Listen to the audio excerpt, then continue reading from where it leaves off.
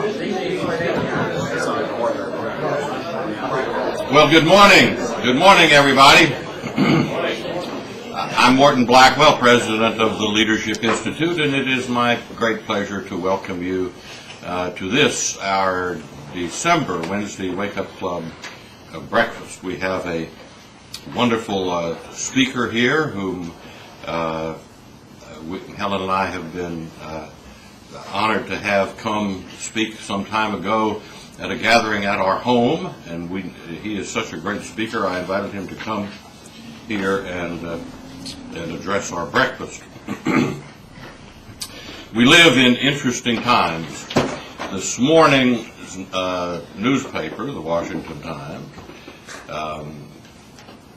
carries a story about one of the independent conservative campus newspapers which we have trained students for. It's a paper at a liberal bastion at Yale, and the story has to do with the fact that over Thanksgiving, leftists broke in and stole the entire press run of the Yale Free Press, one of the conservative publications that we've helped at Yale. It is a typical thing. Leftists do this on campuses across America. Sometimes they just steal the newspapers from their distribution points around campus. Sometimes they break into the campus conservative papers' headquarters, their offices, and steal all of them before they can be distributed.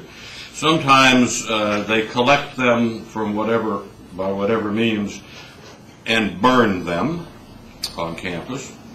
Often they do vandalism to the conservative campus newspaper office. And I just learned of this.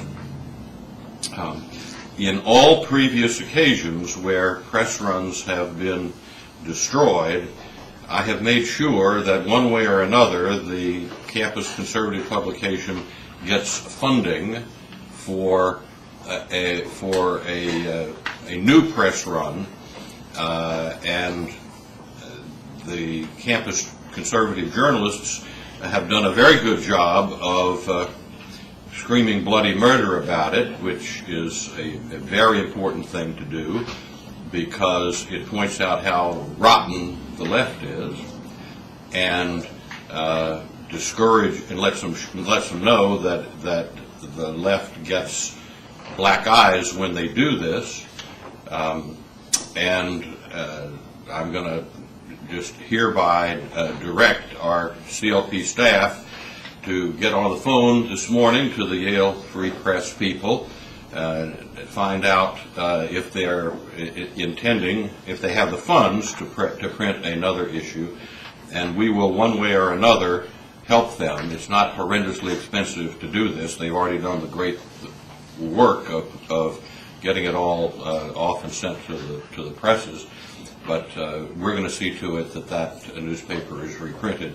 And the interesting thing about it is, when a destroyed conservative campus newspaper is reprinted, guess what happens on campus? The students are all interested in reading that which somebody didn't want them to read, and it greatly increases the effectiveness of the newspaper for that issue and for issues to come. So far in 2000, and you heard that. Dan Flynn, not here. Jeff's here. You'll pass the word. Make sure it's done this morning. So far in 2004, the Leadership Institute has trained 3,482 students in 146 different schools of our 34 types of schools. We've also placed 63 job seekers through our employment placement service. There's an employment placement program. Which is it? Program or service? What do we call it? Service. Okay. Service. That's what I thought. I typed wrong here. You have before you on your table the Institute's 2004 school schedule. There's not much left of the year. Does this printed program include our Capitol Hill Staff Training Schools that's going to be held this month? You can check and see. If it doesn't, I can tell you that the middle of this month we're going to have the Capitol Hill Staff Training School to help train people, because at this particular time there's a big turnover on Capitol Hill after elections. And I ask that you review the calendar. And can somebody tell me, in December is the Capitol? It's not listed. Okay. Well, call the Institute, and the desk will have the time. It's a 2-day school held in mid-December. Now, let me introduce Lucy Oliver, and she'll offer an invocation and lead us in the Pledge of Allegiance. Lucy is a graduate of the University of Kentucky in Fayette County, Kentucky, and she studied marketing there, and she's currently interning in our political technology department. Lucy, would you come offer an invocation and lead us in the pledge? Can everyone please stand? Let us pray. Dear Heavenly Father, thank you for this day that you have blessed us with. Thank you for all the people that have been able to show up on this dreary morning, but it is still a good morning because it is from you. Dear God, please be with Mr. Langer as he shares his words with us, and let us learn a little bit more about the NFIB. Dear God, we live in a beautiful time right now. It's a beautiful time of year. We live in a time right after the Thanksgiving holiday where we are thankful for all we have, and coming upon the Christmas holiday in which we will be able to give and to receive many more joys and blessings than what we would ever deserve. Dear God, thank you for all that you have done for all of us. In your name we pray. Amen. Everyone will remain standing for the pledge. I pledge allegiance to the flag of the United States of America and to the republic for which it stands, one nation, under God, indivisible, with liberty and justice for all. Thank you.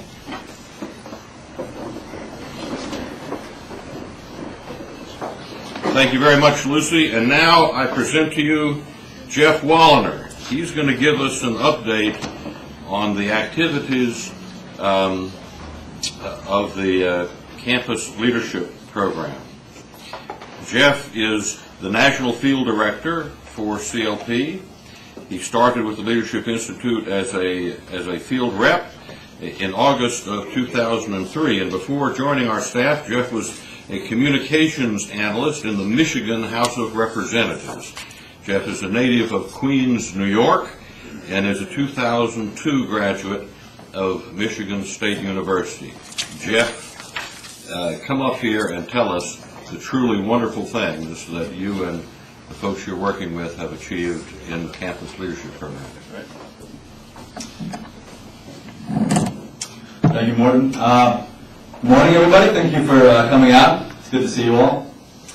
One thing I just want to make very clear right now is that I do come bearing great news, so there's no need to shoot the messenger on this fine morning. We started out in early September with a goal. This was on September 7th. We said that within 10 weeks, we would take our number of 216 active conservative groups, which we currently have nationwide, and expand that by 200, nearly doubling it. In fact, we more than double that number. At this point, we currently stand at 457 conservative campus groups all over the country.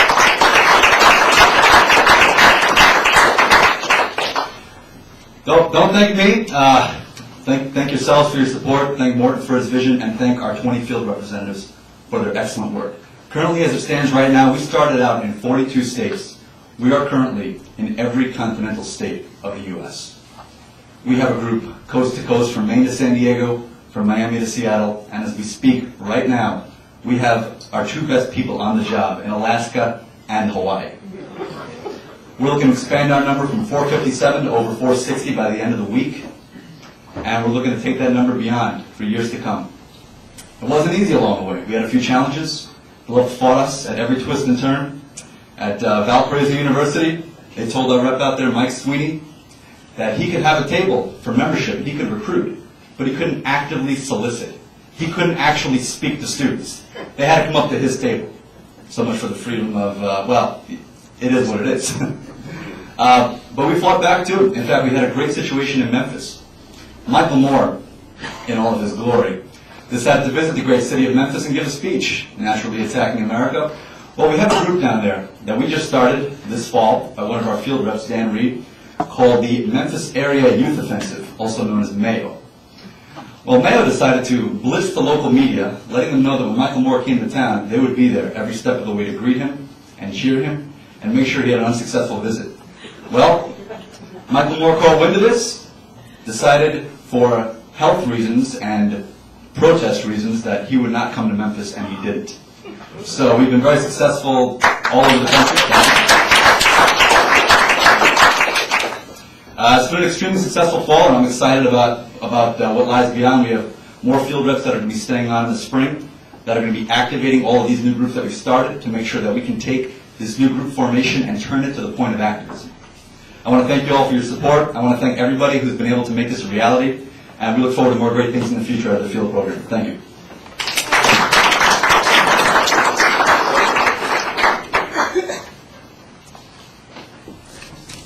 Thank you very much, Jeff. This is very exciting, folks, because these now shortly to be more than 460 groups. Each one of them allows a group of students on that campus to exercise leadership.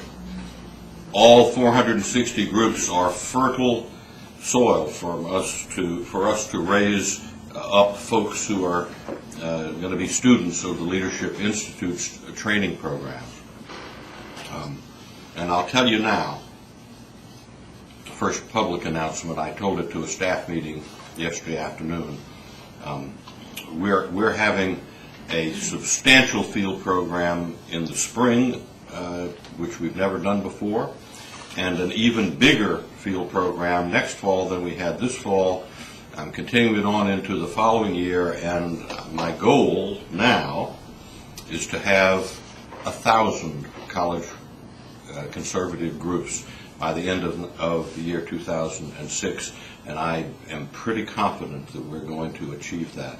And this will make a huge difference, a huge difference. And already on some campuses, the folks whom we recruit are forming more than one conservative group.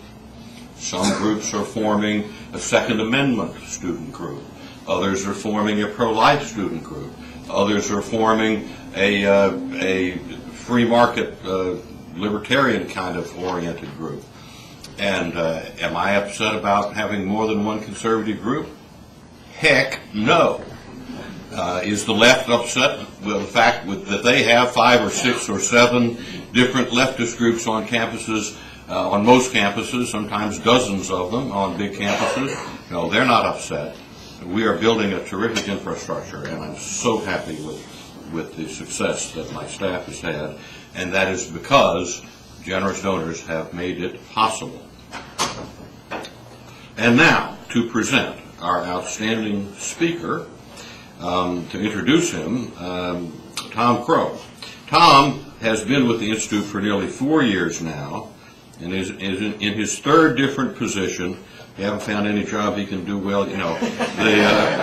He's he worked previously with the Student Publication School, the Broadcast Journalism School, and the Effective Television Techniques Workshop.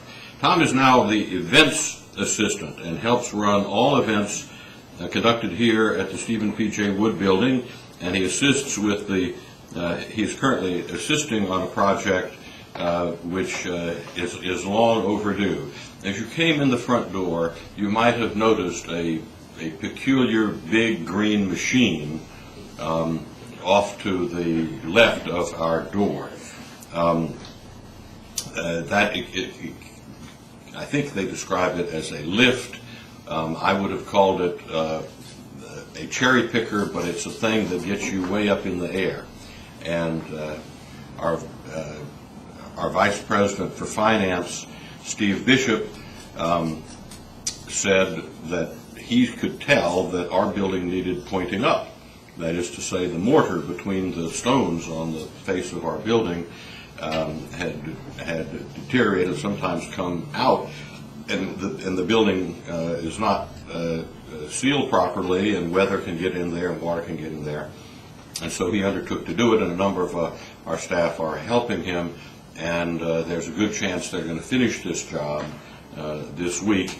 And we called for volunteers, and frankly there weren't a whole lot of staff who volunteered to operate this monstrous machine. Actually, we had the smaller one, but now to get to the very highest levels, we have this bigger one.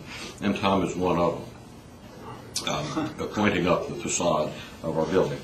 Tom is a proud native of Youngstown, Ohio, and a 2000 graduate of Mount Union College. Tom?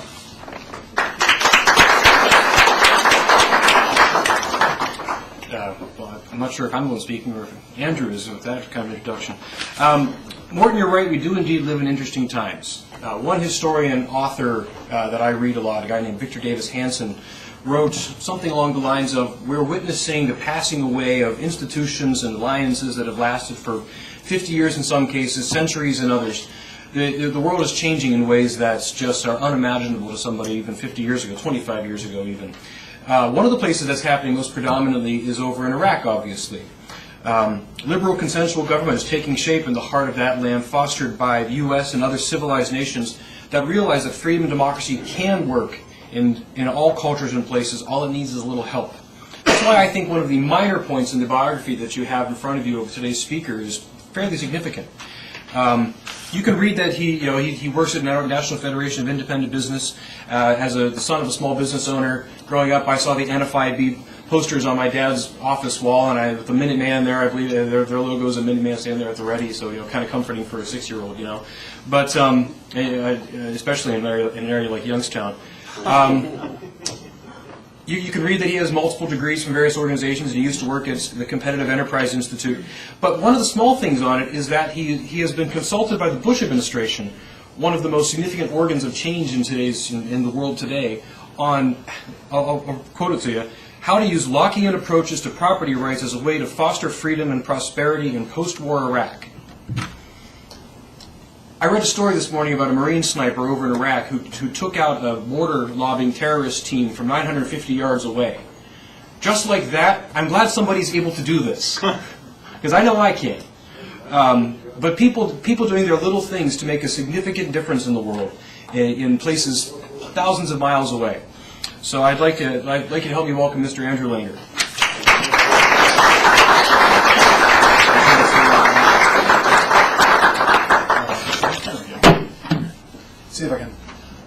See if I can turn on the microphone. Good. You can all hear me? Well, good morning, everybody. I'll tell you, it is a distinct pleasure to be here, especially with this build-up. I mean, can't help thinking, is this am I the guy that these folks are all talking about?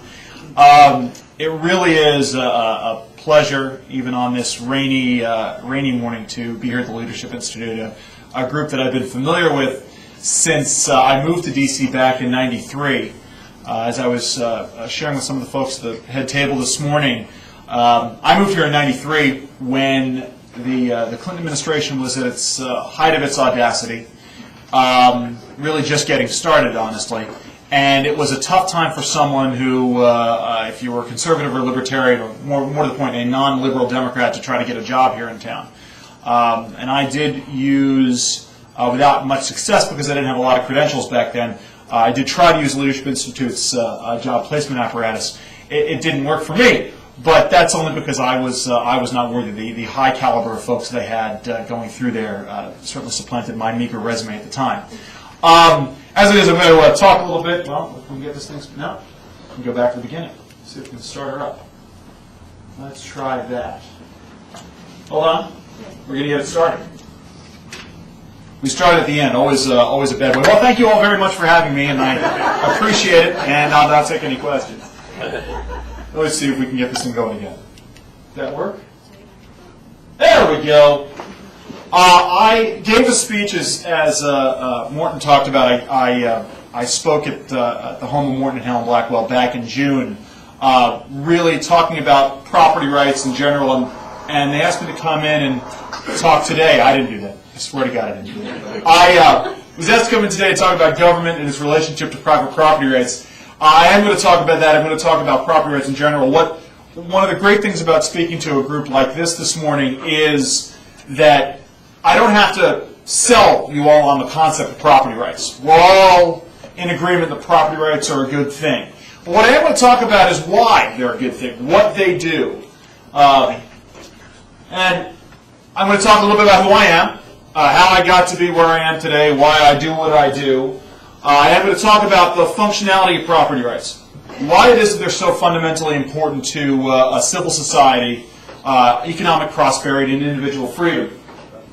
As we were talking about, I have done some work on property rights in the international context, an area which is getting more respect, more consideration in this day and age, thanks to the work of men like Hernando de Soto and Dr. Richard Pipes up at Harvard. I'm going to talk about the struggles that we're having here at home. It's another paradox that as internationally property rights are gaining stead, we seem to be losing ground here in the United States. The freest, which should be the freest economy in the world, the system which holds property rights sacrosanct. And then I'm going to talk about the movement, the property rights movement itself, the challenges that movement faces, and where I see it going in the future. I hope that's what you all came here for. If not, well, please bear with me for the next half hour or so. Well, let me talk to you about NFIB. Anybody here NFIB members? Well, that's not surprising. There are something on the order, depending on who you talk to, there are anywhere between 6 and 24 million small businesses in America. NFIB represents 600,000 small businesses. We're growing. We hope to grow to 750,000 in the next 4 years. But we are the nation's largest small business trade association. 600,000 members right now. We're not the oldest. We are 60 years old, but we are supplanted by a group called the National Small Business Association, which just changed its name to sort of glom on with SBA itself. Our members are largely in the retail trade, but our demographics tend to represent the census figures for small businesses or for businesses generally. So a lot of retail, mom and pop retails on Main Street, restaurants, services, a lot more doctors these days, a lot more lawyers. NFIB members, as one member of our audience will tell you, we sell all of our memberships the old-fashioned way. All of NFIB's new members are gotten by going door to door. We have 400 folks out in the field who knock on doors every day. They make all of us go out with our field sales folks at least once. It is a thankless, tough job, and I have a tremendous amount of respect for folks who do that. So all those 600,000 members were gotten the old-fashioned way. Our average member size is 6 employees. We are the smallest of the small. The only organization representing businesses with fewer employees than NFIB is the National Association of the Self-Employed. I would say they represent the self-employed. And according to Fortune, we are the third most powerful lobbying organization in the city, behind the AARP and the NRA. Actually, the NRA is number 1, AARP is number 2. We're number 3. We're the number 1 business lobby in D.C. And of course, small businesses, why are they essential? Well, when you're talking about jobs, and when we were talking about jobs in the economy during the election, we were really talking about small business. When I did press up to the election, and including 2 interviews the day before the election, which got put in the paper, in the other paper, the Washington Post, and in Business Week the day of the election, I was talking about small businesses and jobs. It astounded me. Business Week shouldn't astound me because Business Week tends to be a little left-leaning. Business Week, and I understate things. You're going to notice sometimes when I say things, I tend to understate things. Business Week is somewhat left-leaning. They came to the conclusion that John Kerry would be better for jobs. Why? They had nothing backing it up. They said, well, John Kerry would be better for jobs because he wants to nationalize health care. And I read this and I said, my goodness. I mean, are they looking at John Kerry's platform? I actually wrote a very angry email to the journalist who had written the article. And I said, listen, I don't know where your facts are, but I can go through 5-6 points just off the top of my head as to why John Kerry would be an unmitigated disaster for jobs. And to Business Week's credit, they called me up 45 minutes later. I was driving home. I now live out on the Eastern Shore of Maryland, so I have a very long commute home. I was driving home, and they interviewed me that night, and I told them why Bush would be better for jobs. Well, because Bush is better for small businesses. Policies are better. He's got a good anti-regulation stance. He's working on free market solutions to healthcare, etc. Point is, you want to get more jobs in America, you have to do right by small business. That's what NFIB does. Interesting organization in that we take stances based upon what our members want. We send out ballots to our members 3 times a year, ask them 5 questions about public policy issues up or down. And based upon what our members want, that's the stance we take. It can get a little dicey when members of Congress want us to take a position on an issue. A lot of times we'll get calls from members of Congress who want us to take positions on issues that we don't have anything to do with, like the chemical weapons ban. Why that has anything to do with small, well, I mean, obviously you can make that sort of case, but it doesn't have anything directly to do with our members. We hadn't balloted on this, so we took a pass, thankfully. Okay, I grew up in New York. Please don't hold that against me. Jeff grew up in New York. Don't hold that against him either. I was trying to figure out that Michigan connection. Now I understand it. I went to, well, grew up the son of an environmental scientist and an epidemiologist mother. My mother studied the incidence of disease in populations, and I grew up sitting at the table discussing risk in public policy. Yes, it really was, for a kid, as boring as it sounds, but it gave me a good grounding in the relationship between science and public policy. And it's funny because I find myself hearing things that my father would say when I talk to folks. But coming of age, 1976, I was 5 years old. I'm really starting to learn about the world around me. It's the bicentennial. We're getting, really just handed. It was a wonderful time to be a kid because you're getting handed reams of information as to why this nation is so great, the principles upon which this nation was founded. Has anybody ever seen the musical 1776? Anybody? Good. If you haven't seen it, highly recommend it. It's out on DVD and VHS. It is, if you can believe it, a musical about the writing of the Declaration of Independence. I saw that musical when I was 5 years old, and it has remained one of my favorites ever since. Why we are, who we are, why we broke away from Great Britain.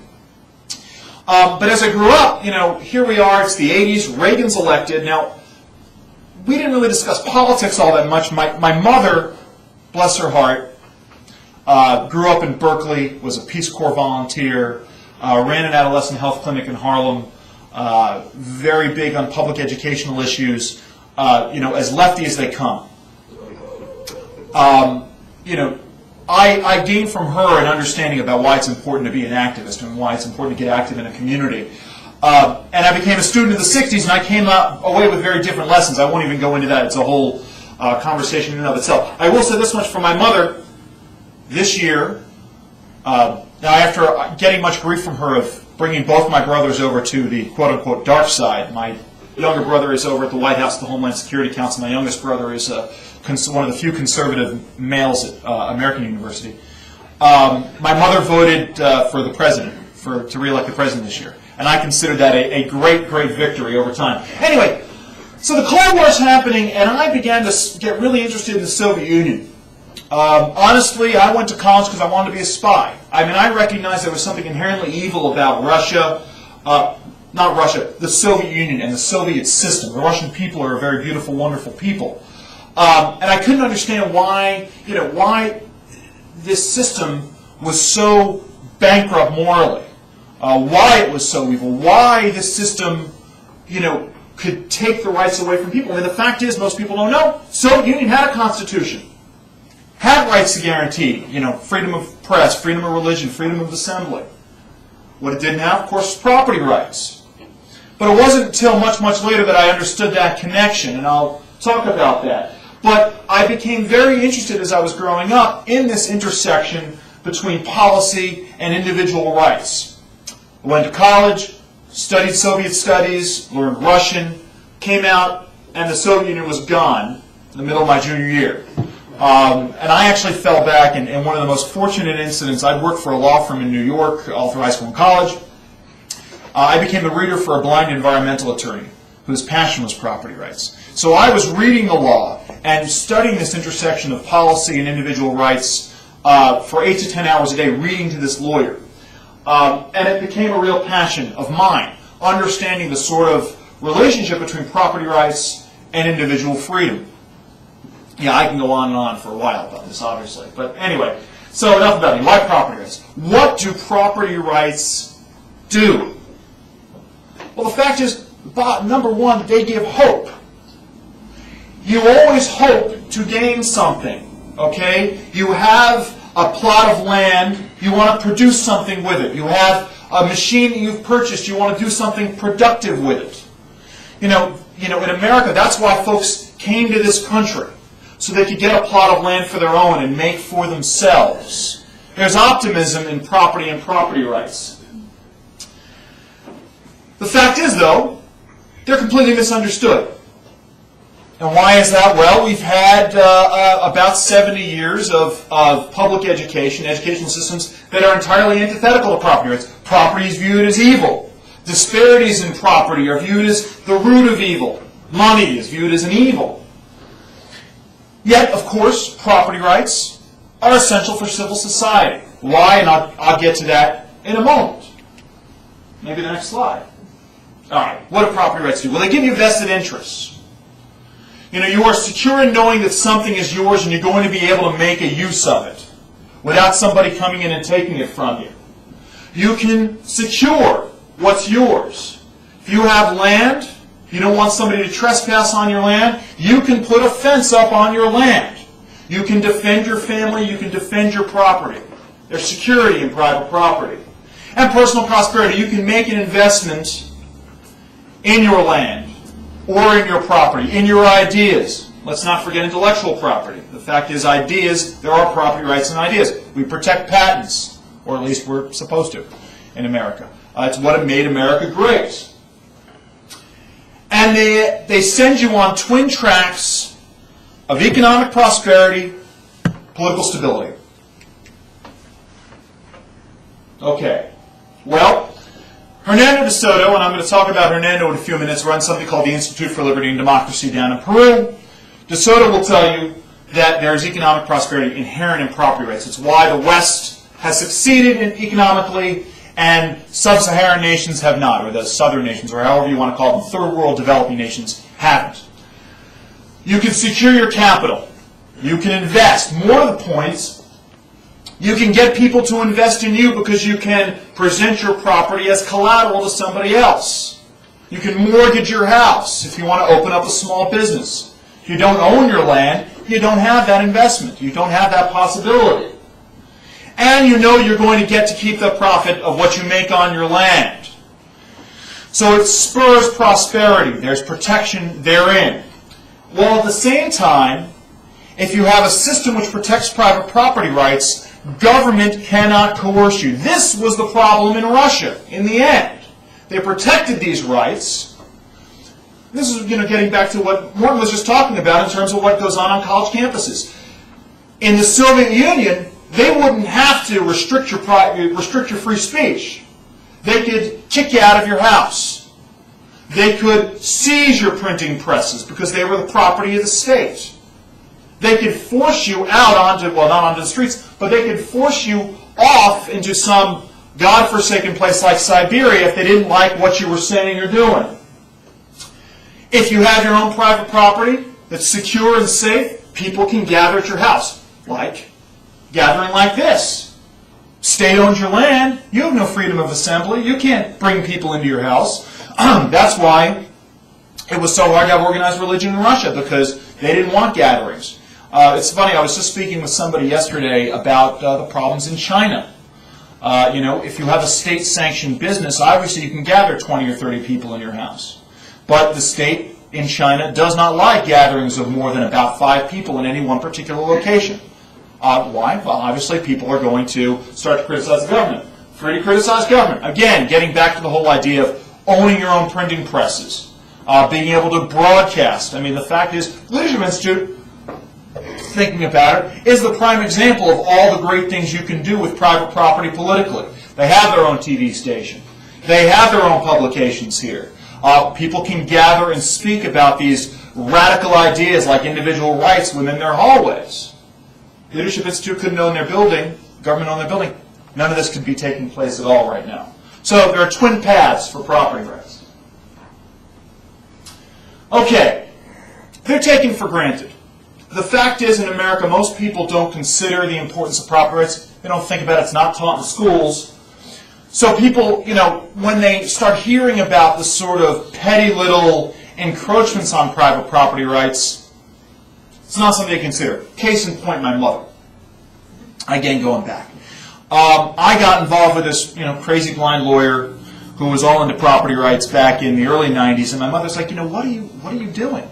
Who is this guy? Why property rights? This sort of radical, right-wing nutcases what are you doing? And, my mother never thought about property rights until one day when they got a notice from their local town, and the town said, we understand you just bought the piece of land behind your house. Quick story, my parents owned an acre of land in Westchester County. The lot behind their house had been in limbo, ownership limbo, for about 20 years because the previous owner had some tax issues. Anyway, title came free and clear. It was off from my parents. They bought it. Happened to have a stream running through their property. Any of you who own private property with any sort of water know the Chesapeake Bay. That's exactly it. If you have any water running on your property, it's a nightmare. Well, the town came to my parents and said, hey, we want to correct some flooding issues back behind the house. We want to come onto your land. My parents said, absolutely not. My dad having an inkling of this. We don't want you to come onto our land until we see a plan that we can approve. Well, New York has very strange, arcane notions of private property rights. Well, they just said, heck with the Langers. My mom came home from shopping one afternoon and found a bulldozer in her backyard. It had already cut a 100 by 20-foot swath through the woods, ground under the stream that was back there. And it was at that point they got the frantic phone call. And my mother understood the concept of property rights and how difficult it is. It took her a long, long time to sort of, get to the point where she is now, where she really understands the relationship. Anyway, the origins of property rights aren't considered. The fact is, property rights are really an extension. They're not an artificial construct. They are the human expression of our innate territorial instinct. Mammals have territorial instincts. They want to protect what's theirs for all sorts of reasons, not the least of which is you want to protect your heirs, your progeny for survivability. The fact is, territorial instinct, that's what property rights are born out of. And the fact is, it can be seen in the smallest little infant. I've got a 2.5-year-old, and I now actually have a 6-week-old.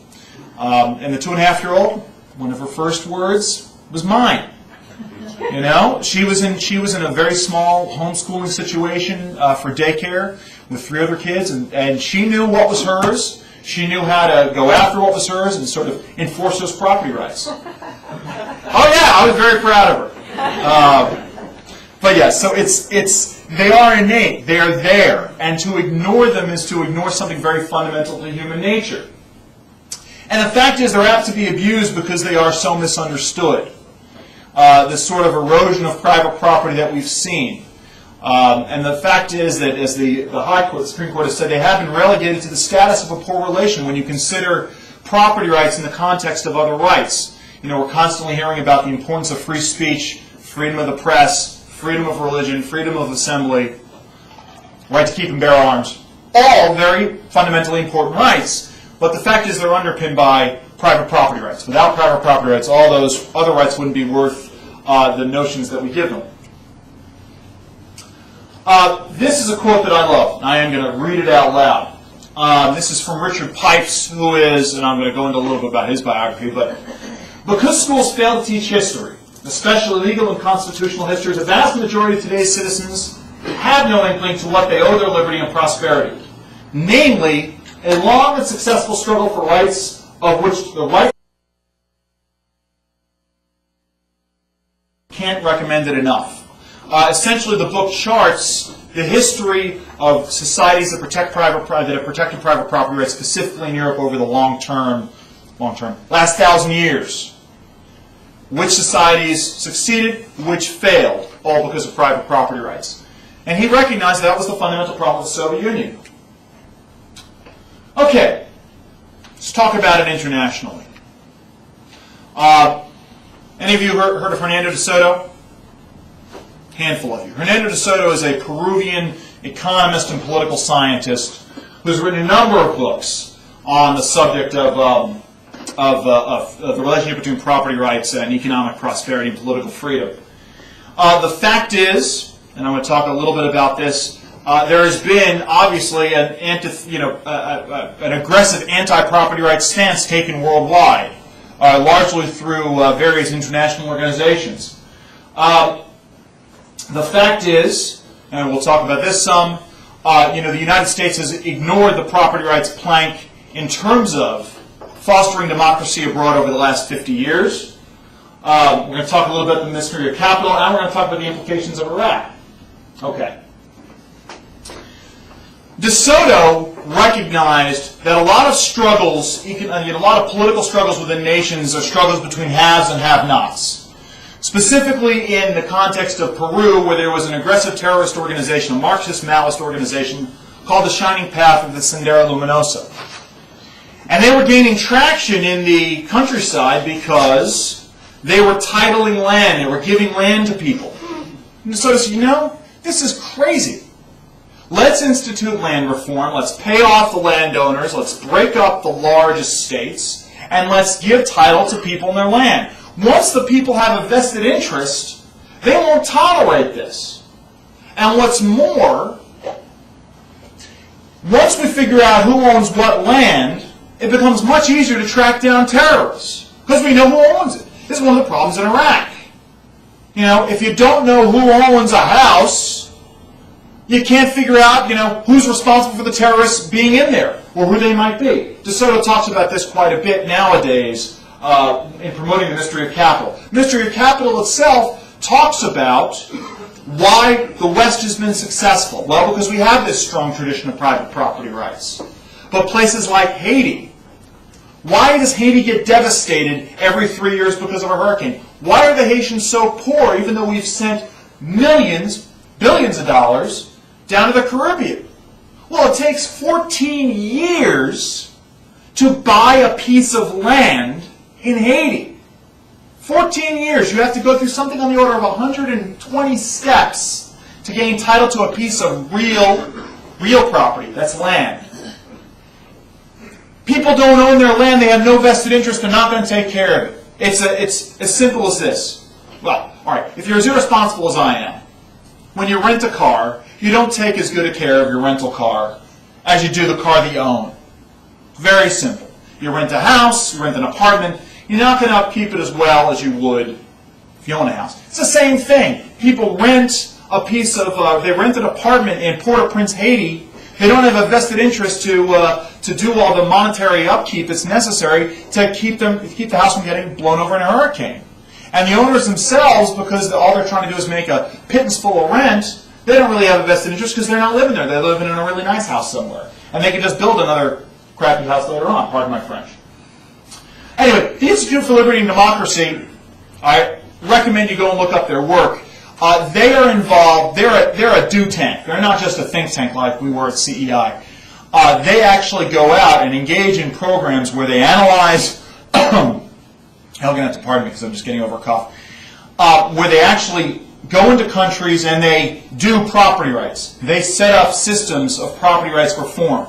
Mexico, for instance, Egypt. And what they're finding is not only are the nations being hobbled simply because there's no vested interest, but there are billions upon billions of dollars in unused capital because people don't own the houses that they live in. For instance, they went and they looked in Egypt. They did a major survey of Egyptian land, and they discovered, that in areas where there was public housing, there were 3 times as many housing units as the Egyptian government had set. Well, why? Because people had built these 2-story apartment complexes, and the folks realized that they could build another 4 stories on top of them. And so they did. And so the 4 stories above them were private property, the 2 stories on the bottom were public property. And so there's all this unrealized capital that is out there for the taking, or for the using, I should say, not the taking. So anyway, Institute for Liberty and Democracy really is pioneering this work. Unfortunately, they weren't selected to go into Iraq and do private property rights, and that's a whole little political thing that I don't need to get into. Okay, the fact is, international agencies have been downright hostile to private property. in the international community, the diplomatic community, they tend to take a socialistic approach. I don't think I'm telling you guys anything you don't know. The UN itself is a quasi-socialist organization. The fact is, they are trying to engage in major sorts of redistribution of wealth, obviously. The fact is, this can be easily shown because there's an incredibly weak property rights plank in the Universal Declaration of quote-unquote human rights. Obviously, we all get very antsy when we see the phrase human rights used as opposed to individual rights or individual liberties, because human rights tend to denote some sort of good or service that is being confiscated from somebody and redistributed to somebody else. And the fact is, somebody in New York didn't get the memo. Socialism is dead. It didn't work. It doesn't work. It doesn't work in North Korea, even though they're still socialists. It doesn't work in Cuba. It doesn't work anywhere. It didn't work in the Soviet Union. However, they're still doing it that way. It's starting to change, thankfully, because of the work of someone like Hernando de Soto. Let me just digress for a second and say one of the reasons why Hernando's work is so important is because he's not an American. So he gets around all this nonsense about arrogant Americans telling the rest of the world how to live their lives. He's a Peruvian. He doesn't look like an American, doesn't act like an American, but he's got this strong American ideal that he's selling worldwide. And so it looks like the UN is going to do some sort of commission on property rights issues. But the fact is, so we have international development issues. I think that's the next one, right? Yes. What do we do with international development? Well, we throw money at a problem and hope that it fixes itself. And I don't have to tell you, you all know this. You throw money at a problem, that's not a solution. You need to get the fundamental root of the problem. And it's no more true than anywhere than in the United States. Now, you got to remember, I have an international relations degree. I spent 4 years in one of the finest IR programs in the country. College of William and Mary, short commercial there, great international relations program. We never discussed private property rights.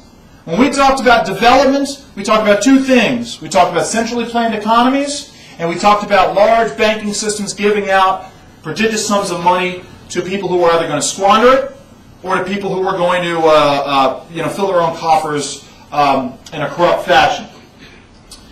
The fact is, in the United States, we focused on two things. All right, throw money at the problem. Say that again. I say that until I'm blue in the face. And democracy building. Well, what do we all know as conservatives? That democracy is not the end-all, be-all. Without the sort of balancing of interests, without that Republican form of government, the protection of individual rights, the protection of minority group rights, democracy becomes mobocracy and it collapses under its own weight.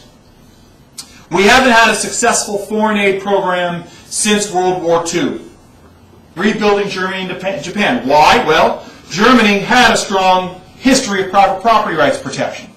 I mean, it was all thrown by the wayside because of National Socialism, but the fact is the German people understood that what was theirs, even when it had been confiscated from other people, and they had to give it back. I mean, they understood that. In Japan, Douglas MacArthur was very smart. He sat down with what was going to be the Japanese leaders, and he said, okay, here's what we want. We want an American system of government, but we want you to do it the Japanese way. So mold your system onto our system. Protect private property. Protect individual rights. But do it in the Japanese fashion. And what happened? Japan roared ahead with that new system. So, we ignore it. Now, I've spoken to folks over the Peace Corps. I have friends who were Peace Corps volunteers. My mother, as I said, was a Peace Corps volunteer. They're doing economic development work overseas. They're training people abroad in how to build free market systems. Any discussion of private property? I got a, Private property, what's that? Why is that important? So that's a problem. Wasn't taught in my school, as I said, not taught anywhere else. And the fact is that the State Department itself, is there a legacy of Alger Hiss? I won't go in so far as to say that there are socialist holdovers in that way. But certainly, we all know that the State Department takes a more than left-of-center approach to things. It's been one of the great problems with the Iraq War. State's always been a problem. It's going to be a problem. That's why I'm glad that there's a Sovietologist over there who takes an aggressive stance on such things, Nadales Rice, who's moving over to state and can clean house.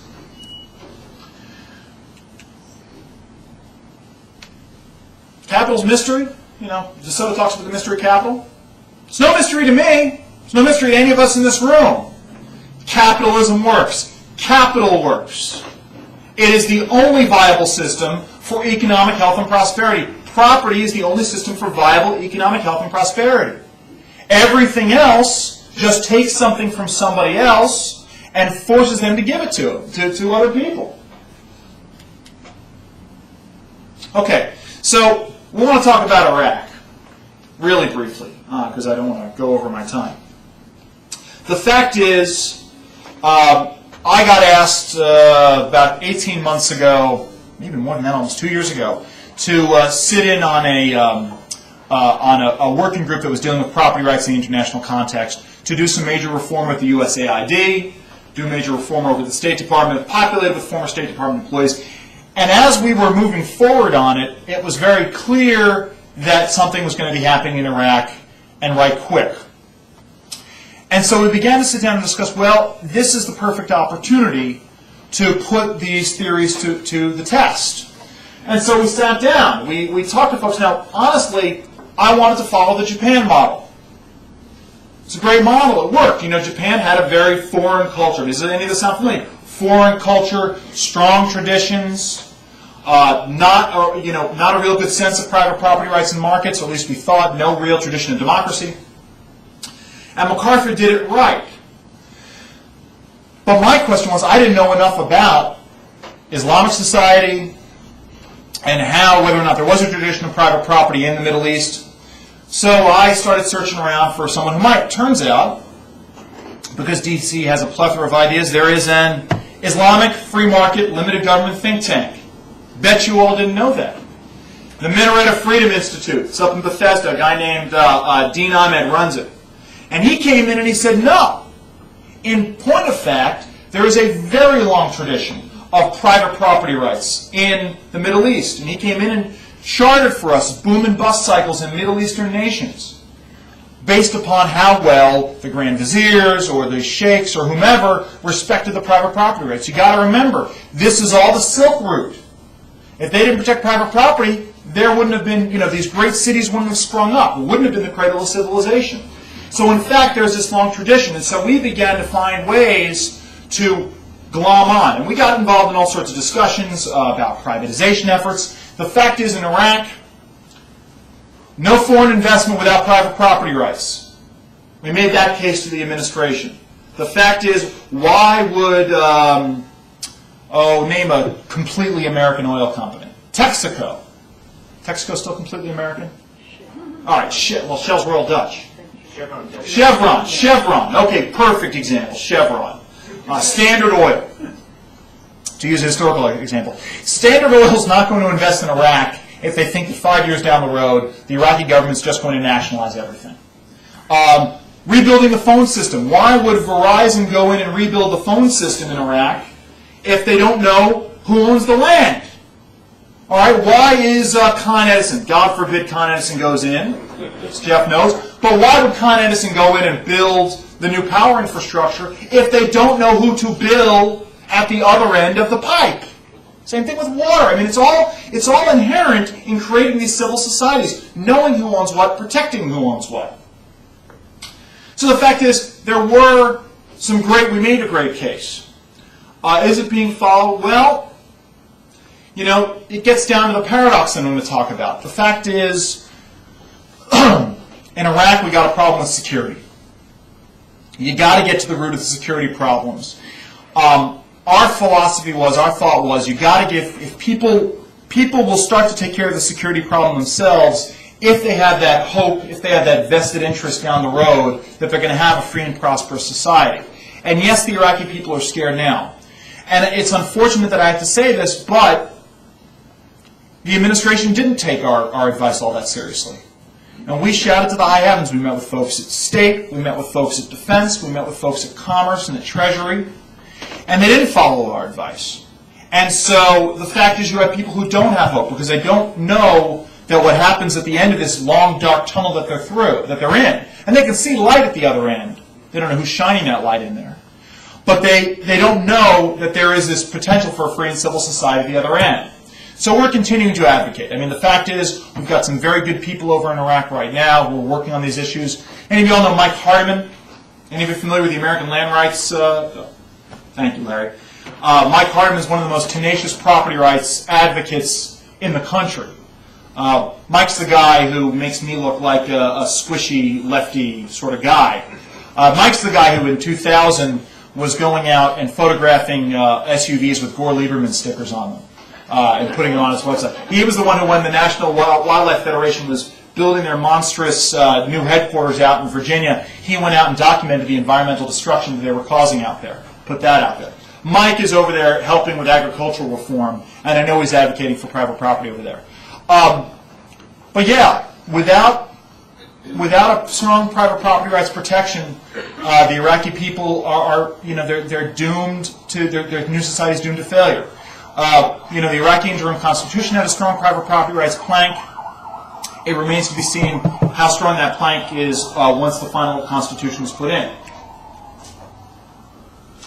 So here at home, well, we know the tradition of property rights in America. I don't need to go through that, I don't think, unless somebody really wants me to. But the fact is, that we sort of opened up the door to all sorts of abuse of our property rights.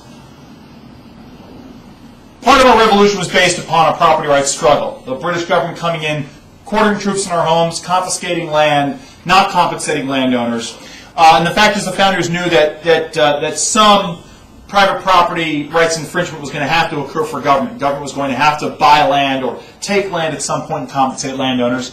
So they put a very vague phrase in the Constitution, the Bill of Rights, saying that private property couldn't be taken unless it was for public use and without just compensation. And it had to be vague, obviously, for very good reasons. But the fact is it created this paradox, this struggle. The paradox. Oh, well, Jefferson on rights. To preserve rights, governments are instituted among men. We need government in some way, shape, or form to help us protect our rights. Why? Well, the fact is that there's only so much an individual, a well-armed individual, can do to protect himself. I talk a lot when I talk to college students about the single solitary man and the nature of rights, and how man is born with this inherent right to protect himself in any way, shape, or form.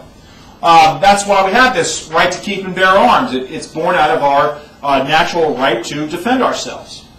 But the fact is that if you are, let's say that you were a frontiersman living on the Canadian border in 1777, and the British decided to come through and invade, the fact is there was only so much you can do with your flintlock musket to defend yourself and your land before the British came in, or before the Native Americans came in, Indians came through.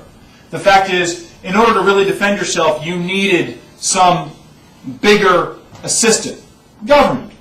Now, it doesn't necessarily have to be government itself. I think I say this. I was just reading the writings by I can't even remember who it was, but it's a libertarian activist. Is government necessary? I'm not an anarchist. I'm a minarchist. I mean, the fact is, I believe the government should be as small as possible so we can control it. But even if you call it some sort of informal civil society, I get together with Helen and Jeff and Don, and we decide to say, mutually defend ourselves, and we, create a blanket of rules that we're going to live by. The fact is that the enforcement of those rules is a form of government. It's a form of governance. So we can call it whatever we want, but in the end, we need some sort of mutual protection to defend ourselves. So yeah, government is necessary to protect private property rights. It's true in Iraq. They need somebody out there. In this case, it happens to be our government they need to protect private property rights. But eventually we're hoping that the Iraqi government's going to be able to do it. But the fact is, government also is taking away property rights constantly. Chipping away at it through regulation, or through a series of rules and laws, or because they want to confiscate land for not just new parks. And I'm going to talk about each of these things. Well, I'll talk. We've seen the near constant erosion almost from the beginning, when government began to take land for roads and things. That's a necessary government purpose. We all recognize, government has to. Again, the libertarians will argue with me on this, whether or not government has to build roads. Dulles Greenway is a prime example. Roads built with private funds. But if government is going to do these things, they're going to have to take somebody's land for it. They're going to pay for it. We saw several waves of government expansion. And almost in each of those waves was met with some form of encroachment of private property rights. And you can chart the seminal cases in Supreme Court case law on property rights based upon those waves. 1922, Pennsylvania Coal versus Mahan was that second great wave after the Civil War, long after the Civil War, that first, expansion of civil service, starting with Rutherford B. Hayes, I guess. The fact is, Pennsylvania Coal versus Mahan said that if you took subservice rights away from people, as they did under law, you had to compensate folks for it. And it gave us this great decision that said, if government regulation goes too far, it'll be considered a taking. It was the first sort of recognition of a regulatory takings. It's this expansion that was the most disconcerting. The last 30 years, I won't even get into my own personal feelings about the Nixon administration, but the fact is that the EPA, Occupational Safety and Health Administration, the great environmental laws signed at that era, Endangered Species Act, Clean Water Act, all have represented the greatest threats to private property rights, in this nation's history. The Endangered Species Act does not protect individual species, or at least it doesn't really. It's more about land and land use planning. And really, throughout all of our history, there's been this threat. I want to talk about this because this is to me the seminal issue, and I'll get to it why it's seminal. But you all are familiar with eminent domain, the power of eminent domain. That's the power by which government takes private property. The fact is that in the late 19th century, we began to give private parties the power to take private property. And incidentally, government doesn't have rights. Government has powers that we carefully ceded to it. I get very antsy when I hear people talk about government's rights. It has no rights. It's all power that we've ceded to it. We gave government's power of eminent domain to private parties to take land for things like railroads, utility lines, gas mains, things like that. And gradually that power expanded. And in the 30s and 40s, municipal governments began to take private property on behalf of large developers for community redevelopment to get rid of slums. Now, is that a proper public purpose as the Founding Fathers envisioned? Well, I think not. But the Supreme Court said that it was, and it created a very dangerous precedent. So now we have a situation where ever more marginal public uses are being used as justifications for taking private property on behalf of other private landowners. What do I mean? Well, Walmart, Costco comes into a community. And I can wear both my small business hat and say that Walmart and Costco are evil, and I can wear my consumer hat and say, well, okay, I shop at Costco. It's, one of my favorite places to go. But the fact is, I think that when Costco comes into a community, they should just buy the land. Buy Larry Sirignano's land. Buy Helen and Morton's house if they want it. But they can't use the power of government to come in and condemn their lovely neighborhood in Arlington under the guise of some community redevelopment. But that's what happens. That is incredibly dangerous. Reality part two. Well, the fact is, now we have these sorts of local tyrannies and petty tyrants that are forming because we have all these new levels. Homeowners associations. I didn't understand the sort of petty tyranny of homeowners associations until I bought a house. You guys are laughing. The fact is, we want to talk about quasi-governmental. You can call it what you want, but most people don't recognize that their homeowners association is a government with enforcement powers, and very devastating enforcement powers. Architectural review boards. And most people take it for granted that property rights are being impinged. My mother-in-law, prime example, says, well, we need to protect the property values in the neighborhood. Yeah, sure. But we can do it really more informally. I mean, you can walk over to your neighbor and say, hey, please don't put, hot pink shutters on your house. I mean, the fact is, you can build trees, you can do whatever. You can take your own steps to sort of enforce your own property rights. But architectural review boards, we dealt with a case in Monterey, California. It's where my grandparents lived. And a guy had bought the last bit of beachfront property in Monterey. Anybody been out to Monterey? It's beautiful. And the city wanted the land. They didn't want to actually take it from him because they put up 2 bond referendums and they couldn't put together the $1 million to buy his land. I mean, it was that expensive piece of land. So what do? Well, they sent him into architectural review limbo. And this man had to endure such public humiliations as being told by a member of the Architectural Review Commission, I see your house. This is documented. I'm not making this up. You can find this in the Wall Street Journal. The guy's name was Stephen Page, S-T-E-P-H-E-N, Stephen Page. The architectural review person said, I see your house, and it's built of driftwood and seagull feathers, and it's shaped like a Nautilus shell. And they, disapproved his architectural, review plans because it didn't fit with the aesthetics of the communities. Once you start applying these subjective standards, it gives government the ability to run roughshod over individual rights. Civil asset forfeiture, one of Henry Hyde's big issues. It's given local sheriffs the ability to exercise all sorts of tyranny. Now, I'm like anybody else. I want to see drug dealers put in jail. I want to see their profits done away with. But once you start giving folks the ability to take cars and sell them and it becomes a revenue source for government, well, they're going to take it. They're going to do what they can with it. So we have to have strict controls over that. And the fact is, you get somebody in local government who has some mundane life and they get on a power trip and they become very self-important. They become the savior of the community, or so they think. And so they're going to exercise this sort of bizarre anti-property rights judgment. And the thing is, it becomes a recipe for petty tyrannies. And it's very difficult for landowners to fight against it. We all know you can't fight City Hall.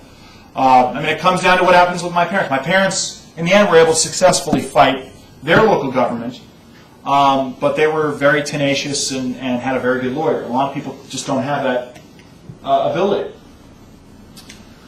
Well, I'm going to talk about eminent domain abuse in a minute. Property rights movement, well, we're really at year 25 now. The fact is, really, you can chart the modern property rights movement going back to the Sagebrush Rebellion of 1980. Those of you not familiar, the fact is the federal government owns about half the land of the continental United States, most of it out west, and there was a big movement in the early 80s to try to get that clock turned back and get some of that land put back into private hands. Great expansion, 1980, about 1995, Republican Revolution comes in, high hopes, and then nothing. The environmentalists fought back hard, and honestly, we got our rear ends handed to us. They created a lack of courage and conviction amongst elected officials. A man I greatly admire, Newt Gingrich, began to get a little bit more squishy on things like endangered species reform, wetlands reform. Folks like Richard Pombo, another man I greatly admire. He's just been beaten over the head since he first came to Congress. So he's looking at a very narrow scope of endangered species reform. And so the fact is the property rights movement has shrunk. And one of the other problems, of course, is people get involved because they have a problem. And once their problem gets solved, well, then they sort of get out of the movement. Or they get so tired of it, they just want to run away from the problem. And that's what's happening. So the fact is, what do we need to do to get property rights moving forward again, given this constant assault? Well, we need goals. One of my goals is to make the property rights movement as important as the tax reform movement by 2008. Yes, it's ambitious, but it can be done. Why? How? Well, we're going to talk about the how in a second. We need to have a coherent, invigorated property rights movement, people working together, not at cross purposes. One of the great problems with dealing with rugged individualists, especially rugged individuals from out west, is that they tend not to want to work very closely together. It's an argument that I have with the folks at the Center for the Defense of Free Enterprise quite a bit. Chuck Cushman and I have gone back and forth. I love these guys, and we all work together. And the fact is that, according to the environmental movement, we're still a boogeyman. We are. Well, hey, I want to be the biggest boogeyman out there. This is something I said to some folks over at the Interior Department. This Interior Department has been good. They haven't been great. They've been bad in certain ways. But the fact is they've compromised because, unfortunately, the administration wants to take a more compromising approach on environmental issues in many cases. And I said to somebody over in here, I said, listen, Sierra Club makes Gail Norton out to be the biggest monster ever to come to Washington since Jim Watts. Well, embrace the horror. You know, don't just run away from it. If Gail's going to be a monster, she should be the biggest, baddest monster out there and actually do it.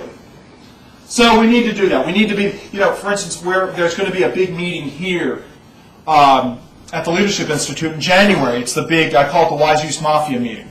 And it's supposed to be secret. Well, the reason why it's supposed to be secret is because some folks don't want it to be protested. I say, the heck with that.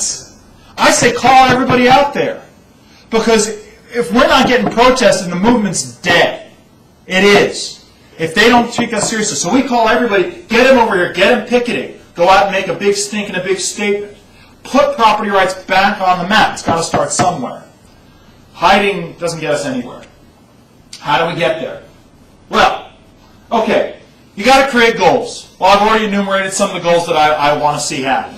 If you don't know where you're going, then there ain't no point in going down the road. I mean, it can be fun, but eventually, you know, you're just going to run out of gas. We are working on those sort of coherent short-term and long-term strategies, and I think that may be one. Let's see if we can try this out. No? I'll go back now. Anyway. Hello. Try that again. There we go. How to get there. Hold politicians accountable. That's one of the great problems that we have in terms of property rights, is that politicians feel that they can ignore us. Well, enough of that. The time has come, much in the same way that NFIB does it, much in the same way that Americans for Tax Reform does it. Hold them accountable, and that can be done through a private property rights pledge. I do talk about this later on, so I'm not going to talk much. We have to coordinate our efforts. And not just sit down once a year and sort of talk about how we're all suffering. The fact is, we need to be talking once a month. Now, I put together a property rights ad hoc working group, and we were meeting, but we were all getting kind of meeting down. But it was working. We were all starting to coordinate and setting up these strategies and dealing with these goals. And we have to reach out, not necessarily the other side. I don't mean the other side like the environmental movements, but I mean moderate folks in the middle. Folks who really are our natural constituents, folks who do understand. And how do we do that? Well, eminent domain abuse. Ella, there we go. All right, there we go, eminent domain abuse. Eminent domain abuse. Why? People get it. You all understand it. Big box retailer, getting together in bed with big government to mess around with the little guy. Hurt the little guy. Sorry, I crossed into Andrew Langer speak there for a second. It creates a visceral reaction amongst all of our members. Our members came back 3-1 and said, hey, this is a bad thing. The quarter of them who didn't come back in favor of getting involved in it, well, they tend to get their goods and services from those big box retailers. It's easily documented, the Institute for Justice. If you don't know about IJ, learn about it, www.ij.org. Perhaps the best free market, limited government legal foundation, next to NFIB's legal foundation. But they get involved in these cases. They've documented 10,000 instances of abuse of eminent domain in the last 5 years alone, either threatened or carried out. But it gets people involved, those sorts of moderates, and it does reach out to those people who are interested in curbing growth. I mean, it's sort of a Baptist and bootlegger relationship. But on the other hand, if you can sort of co-opt and corrupt some of those folks in the middle who are interested in these issues, you know, it gets greater understanding, and I think that's very important. The problem with eminent domain abuse is that it's a difficult issue to tackle from a policy standpoint. You know, we're trying to figure out how to deal with it from a federal level. The fact is, most of this stuff is done at the state level, so it's going to take state reform, and it's good for state-based groups to get involved in because they can find their own solutions. Very difficult for those of us dealing with federal public policy solutions. But it's a great vehicle for getting organized, because it is going to be the seminal issue. It is the issue that people understand and get when they think of property rights. Well, long and short goals for the property rights movement, and I'm going to wrap up momentarily, I promise. Omnibus property rights bill, I want to put all of our eggs in one basket, set out like a manifesto what we want, how we want it specifically.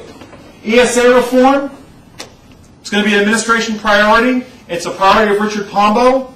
They're going to do something to reform the Endangered Species Act, and there are some good fixes in there. Wetlands. Well, the fact is the Supreme Court came down 2 years ago and said that isolated wetlands cannot be regulated by the federal government. Okay? You have a mud puddle in the middle of nowhere, it shouldn't be the federal government's jurisdiction. The Supreme Court said it. Is the administration following it? No. And they need to do something on that. They want to take a very narrow interpretation in that ruling. And of course, judicial nominations. The fact is we need strong pro-private property rights nominees on the high courts and on lower courts. One of the biggest problems we've had, obviously, is with the Ninth Circuit out in California. We need to undo those problems. People are talking about splitting up the Ninth Circuit. I think that's a great idea if you get the right people involved. Holding politicians accountable. Real quick, I'll run through these. The Private Property Rights Protection Pledge, this is taken right out of Grover Norquist's handbook. The fact is, we need to get politicians saying, and we can figure out the language. I personally like the no net loss of private lands. The fact is, there's no reason for government to be constantly acquiring new lands without divesting itself of the lands they already have. And we don't have time, but I could go in length about why government-owning land is a problem. And then the fact is, demonstrating the power that they will hold politicians accountable who are not pro-private property rights. That by going to the polls and either voting or withholding their vote. We had that problem. There were some people up in the administration who were very fearful that folks out west who were pro-private property rights were going to stay home. And so they went out and they worked with folks out in the west, talking to them about their concerns. And it worked. They got people motivated, they got people out there. And plus people knew that John Kerry would have been, in addition for small business, John Kerry would have been an unmitigated disaster for private property. Well, coordination of efforts, we've already talked about this. It just needs to be done. The fact is, one of the big problems we have is that most private property rights groups that are out west are tiny, with no money, usually one or two person shops. But the fact is, the internet and technology is really leveling the playing field in what they're able to do with just small groups. The fact is, as Franklin said, we must hang together, or we will most assuredly all hang separately. There's no two ways about it. Coordination of efforts works. All right. Well, we said it. Property rights are the thing. They're not just any old poor relation individual right. They underpin everything else. Without private property rights, economies and political systems fail. Government, private property's greatest protector, but also perhaps its greatest enemy. We need to find ways to get government out of the property rights infringement business. And the property rights movement is down, demoralized, but they're certainly not out.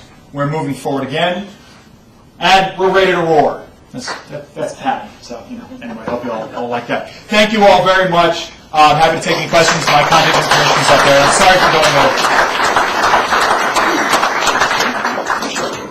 Thank you. We've gone over. Yeah, I'm sure. There we go. No time for it. That's fine. Not going to be able to have Q&A. That's fine. I want to thank you very much, Andrew, for your remarks. You are onto something here. There is a great opportunity to organize one or more massive institutions that are focused on property rights, and I hope that you'll be there, maybe as the organizational entrepreneur of a big mass-based operation. As a little token of our appreciation, let me present to you one of the Leadership Institute's Adam Smith ties. Adam Smith, a big supporter of private property. Thank you very much, sir. Great. I appreciate it. Thank you.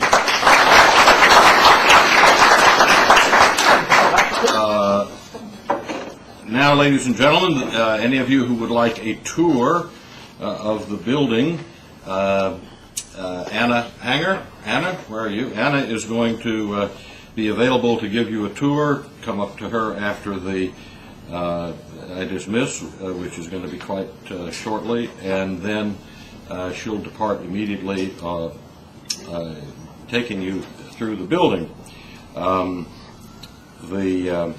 I'd like to invite you all to come join us a little over a month from now on Wednesday, January 5th Our next breakfast will feature Leonard Liggio, one of the great men supporting the free market, not just in this country and around the world. He is Executive Vice President for Academics at the Atlas Foundation, which concentrates on forming and assisting free market think tanks all over the world. Thank you very much, and we're dismissed.